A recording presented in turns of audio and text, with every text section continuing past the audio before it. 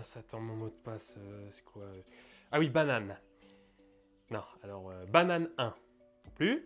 Banane 1, arrobase. D'accord, c'est pas ça. Bon, on va réinitialiser le mot de passe. Sélectionne un nouveau mot de passe. Alors, banane 1, arrobase. Ce mot de passe a déjà été utilisé, veuillez en créer un autre. Mais je viens de l'écrire, pourquoi ça marche pas? Salut les mémonistes, ici Mémorole, et aujourd'hui on va s'attaquer à un problème épineux, mémoriser des mots de passe. Générique. Quoi? Erreur, veuillez formuler le mot de passe. Mot de passe? Mémorole? Mot de passe erroné, veuillez recommencer. Oh putain!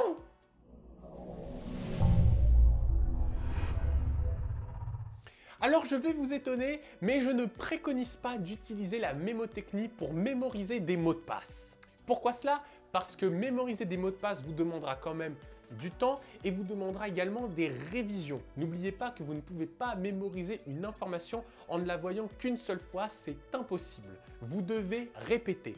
Naturellement, si vous avez un seul mot de passe complexe que vous voulez utiliser à chaque fois, dans ce cas-là, oui, la mémotechnie peut vous aider, même si ce n'est pas conseillé. Par exemple, si on prend ce mot de passe-là, 345, 678, 770, 382, on peut facilement mémoriser ce mot de passe grâce à une table de rappel, par exemple. Le 345 renvoie pour moi à Marel, le 678 renvoie pour moi à Jacuzzi, le 770 à Cactus et le 382 à Muffin. Ensuite, on peut combiner tout cela avec une petite histoire pour mémoriser ce mot de passe. On peut se dire qu'après avoir fait une marelle, on arrive au bout, et au bout c'est quoi? C'est un jacuzzi. Mais quand on est dans le jacuzzi, on s'aperçoit qu'il est blindé de cactus qui nous piquent les fesses. Alors vite, on sort de ce jacuzzi, et là, pour nous récompenser, on nous donne un délicieux muffin.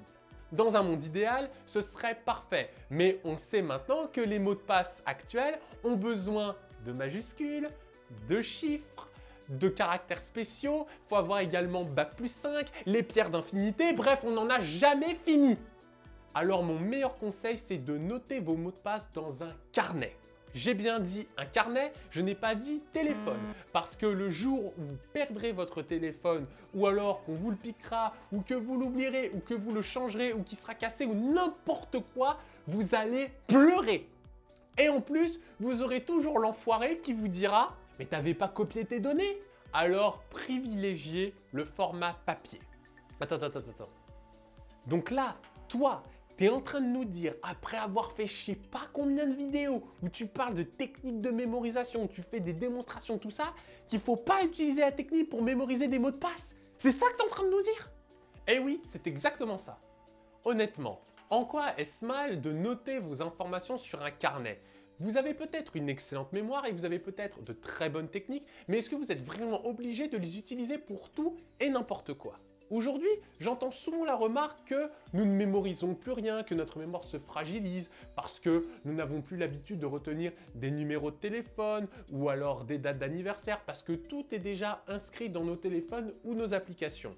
Ce qui n'est pas faux.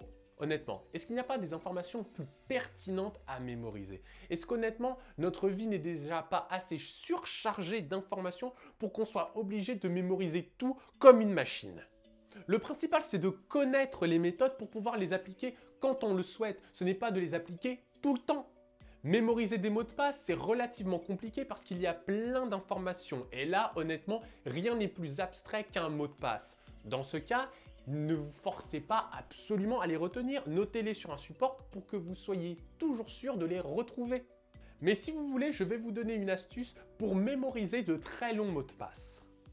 Prenons ce mot de passe. Pour mémoriser ce mot de passe, j'utilise une phrase. J'imagine ces deux maisons vont entrer un mot de passe. Et si on prend les premières lettres de chaque mot, on obtient C, 2, M, V, E, 1, M, D, P. Utiliser la première lettre de chaque mot d'une phrase peut être un excellent moyen de mémoriser de longs mots de passe. Une autre astuce, ça peut être d'utiliser la table de rappel alphabétique que je vous mets en fiche juste ici. Vous pouvez évidemment combiner cette technique avec d'autres méthodes comme la méthode de la transformation ou une table de rappel classique. Si on veut être un petit peu plus technologique, on peut utiliser des gestionnaires de mots de passe comme KeepSafe ou encore 1Password. Mais en prenant l'habitude de noter vos mots de passe, vous allez développer votre organisation et vous allez un petit peu soulager votre mémoire et votre stress lorsque vous devrez retrouver un mot de passe. Alors ce n'est peut-être pas ce que vous attendiez avec cette vidéo, vous vouliez peut-être une technique encore plus élaborée pour mémoriser des mots de passe, mais c'est ça la morale de cette vidéo. Ne vous prenez pas la tête pour rien. Si vous voulez mémoriser, développez vos techniques de mémorisation qui sont déjà sur cette chaîne, apprenez à les utiliser en toutes circonstances, mais ne les utilisez pas pour tout. Apprenez à les utiliser avec intelligence et parcimonie.